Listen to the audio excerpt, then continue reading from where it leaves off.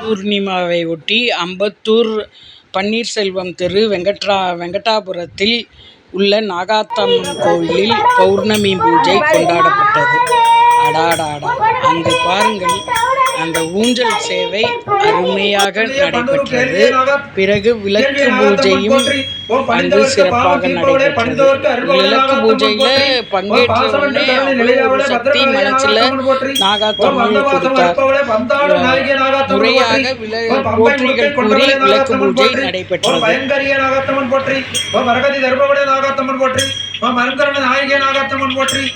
பரமநாயகிய நாகாத்தம்மன் போற்றி, பரம சுந்தரிய நாகாத்தம்மன் போற்றி, பரிவரிய பராசக்திய நாகாத்தம்மன் போற்றி, பாராத்துறை நாயகிய நாகாத்தம்மன் போற்றி, பரிவுடன் காத்து ரட்சிக்கும் நாயகிய நாகாத்தம்மன் போற்றி, பறைய பல்கொடி உடமுன்னாலே பல்லூரை உடைத்தவளே.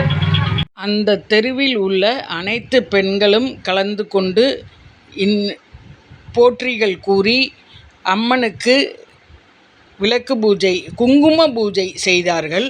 குங்கும பூஜையில் அவ்வளவு ஒரு மன நிம்மதியும் சக்தியும் மனதிற்குள் கிடைத்தது. அதோ பாருங்கள், அம்மன் அலங்காரம், அம்மனுக்கு அலங்காரம் செய்யப்பட்டு உற்சவ அம்மனை ஊஞ்சலில் உட்கார வைத்து அம்மனை பாடி ஆட வைத்து அங்கு பக்தர்கள் சந்தோஷமாக பக்தியை பெருக்கிக் கொண்டு உள்ளனர். கோலம் போட்டு, ரங்கோலி கோலம் போட்டு அம்மனுக்கு தீபாரதனை காட்டி, முன்னாடி பௌர்ணமிங்கிறதுனால அந்த பெரிய விளக்கு முன்னாடி எரிகிறது. அதற்கு பின் அம்மன் ஊஞ்சலில் காட்சி அளிக்கிறாள். ஊஞ்சலில் காட்சி அளிக்கிறார். மக்கள் அத்தனை பேரும் பார்க்கிறார்கள். அங்கு ஒரு பெண்மணிக்கு உணர்ச்சி வசம் கொண்டிருக்கிறார்.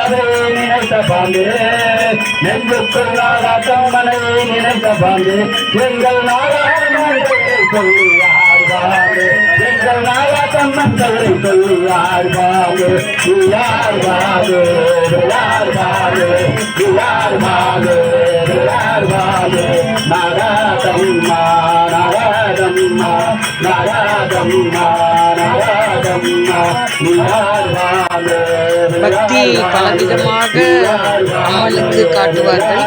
கைத்தட்டி பஜனை செய்து இதன் மாதிரி ஆடி தன் பக்தியை பக்தர்கள் வெளிப்படுத்தி கொண்டிருக்கிறார்கள்.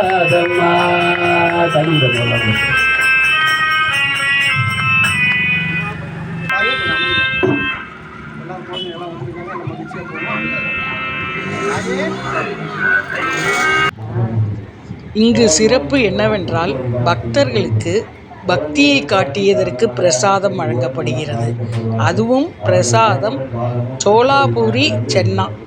இதுதான் இங்கு வழக்கமாக பிரசாதம் வழங்கப்படுகிறது.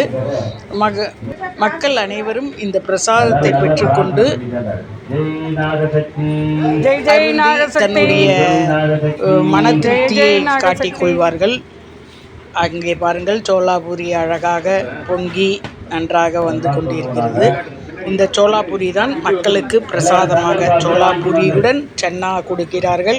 பக்தர்கள் செய்து கொண்டு வந்த கேசரி, திரட்டுப்பால் என்று அங்கு வழங்கப்பட்டது.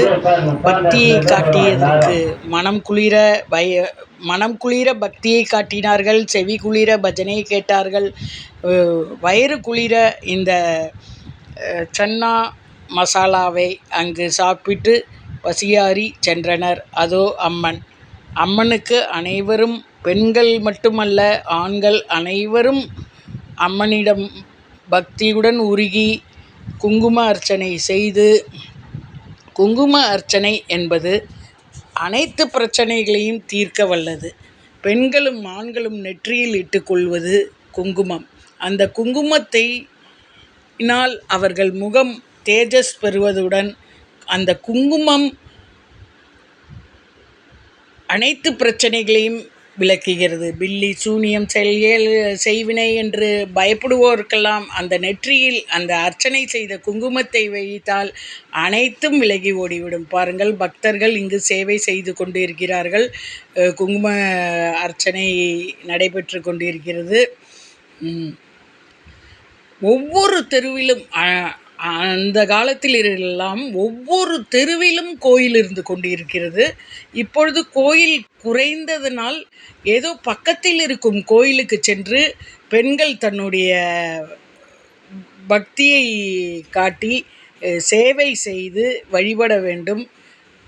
அந்த கோயிலை வளர்க்க நாம் நம்மால் உடலாலும் பொருளாலும் சேவை செய்து அங்கு ஆன்மீகத்தை பரப்ப வேண்டும்.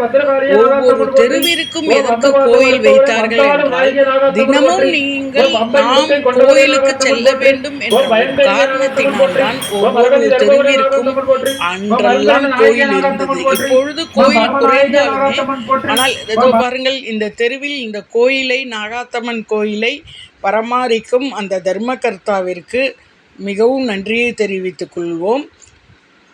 ஏன்னா நமக்கு பக்தியை ஊட்டுறாங்க பாருங்க. அந்த பக்தி நமக்கு அன்னை சாப்பாடு ஊட்டுவாள், கோயில் நமக்கு பக்தியை ஊட்டும். நம் தாயார் நமக்கு அமுதம் ஊட்டுவது போல் இந்த கோயில்கள்லாம் நமக்கு பக்தியை ஊட்டும். அதனால் கோயிலை நம்ம ரெகுலராக கோயிலுக்கு போய் நம்மால் முடிந்த சேவையை செய்ய வேண்டும். போற்றி ஓம் பாசமுடையாளே நாகாத்தம்மன் போற்றி. ஓம் பாடலையே பார்ப்பொழுதும் ஆகியவளே பார்வதி அம்மைய நாகாத்தம்மன் போற்றி. ஓம் பாலாம்பிகே நாகாத்தம்மன் போற்றி. ஓம் பாலை நன்மொழியாளே நாகாத்தம்மன் போற்றி. ஓம் பாலை செய்ய பாலை கிழத்திய நாகாத்தம்மன் போற்றி. ஓம் பாவம் தீர்ப்பவரே பிங்களைய நாகாத்தம்மன் போற்றி. ஓம் பிஞ்சகன் பிராட்டிய நாகாத்தம்மன் போற்றி. ஓம் பிணி தீர்க்கும் மருந்தே பிணி தீர்ப்பவரே பிணியெல்லாம் வாழ்வு தருபவரே நாகாத்தம்மன் போற்றி. ஓம் பித்தம் குணமாக்கும் மருந்து. கோவிலுக்கு செல்வதனால் என்ன பலன்? கோவிலுக்கு செல்வதனால் முதலில் நம் மனதிற்கு ஒரு நிம்மதி கிடைக்கின்றது. ஆஹா, நல்ல சூலத்தின் மேல் எலுமிச்சம்பழம், அருமையாக காட்சி, அம்மன் காட்சி. கோவிலுக்கு செல்வதனால் மனதிற்கு ஒரு இதம், ஒரு நிம்மதி கிடைக்கின்றது. முதலில் நிம்மதி எங்கே நிம்மதி என்று அலைவோருக்கெல்லாம் கோவில் சென்றால் அங்கு நல்ல நிம்மதி நமக்கு கிடைக்கும். கோயிலில் பணிபுரிந்தால் நமக்கு மிகவும் மனதிற்கு ஆரோக்கியமாக இருக்கும். உடலுக்கு என்ன ஆரோக்கியம்? மனம் ஆரோக்கியம் பெற்றாலே உடல் ஆரோக்கியம். உடல் ஆரோக்கியம் நாம் கோயிலில் நமஸ்கரிப்பது, கோயிலை பிரதட்சணம் செய்வது, கோவிலுக்கு சேவை செய்வது, இது அனைத்தும் இங்கு பாருங்கள். அங்கு நடந்த அந்த தீபத்தில் நாகமே 5 தலை நாகம் உள்ளது போல் காட்சியளிக்கிறது பாருங்கள். ஆஹா, அம்மனுடைய இது பிரத்யட்சமாக தெரிகிறான்னு அர்த்தம். இது நாகாத்தம்மன் கோயில். அந்த தீபத்தில் நாகம் இருப்பது, 5 தலை நாகம் இருப்பது போன்று ஒரு காட்சி. நாகாத்தம்மா காட்சியளித்து நம்மளை அருள் புரிந்து உள்ளார். ஆம், மறுபடியும் வருவோம். கோயிலுக்கு சென்றால் நமக்கு மன நிம்மதி, உடலுக்கு அத்தனை பலம், மூளை சிறக்கும். அதாவது நம்ம அங்கே போய் நம்ம பாடுவதனாலோ சேவை செய்வதனால் நம்மளுடைய மூளை நன்றாக சிறந்து செயல்படும். அனைத்து செல்வமும் பெறுவோம். கோயிலில் அன்னதானம் வழங்குறாங்க பாருங்கள். அந்த கோயிலில் வழங்குகிற அன்னதானத்துக்கு அவ்வளவு சிறப்பு. அதில் நம்ம பங்கு பொருள் கொடுத்தோ அல்லது உடல் சேவையினாலோ பங்கு கொண்டால் நம்முடைய கர்ம வினைகள் அத்தனையும் அழியும். கெட்ட கர்ம வினைகள் அழியதான் நாம் கோயிலுக்கு செல்ல வேண்டும். கோயிலுக்கு சென்று பாருங்கள். செல்லாதவர்கள் சென்று பாருங்கள். உங்களுக்கு வாழ்க்கை திருப்பம் உண்டாகும்.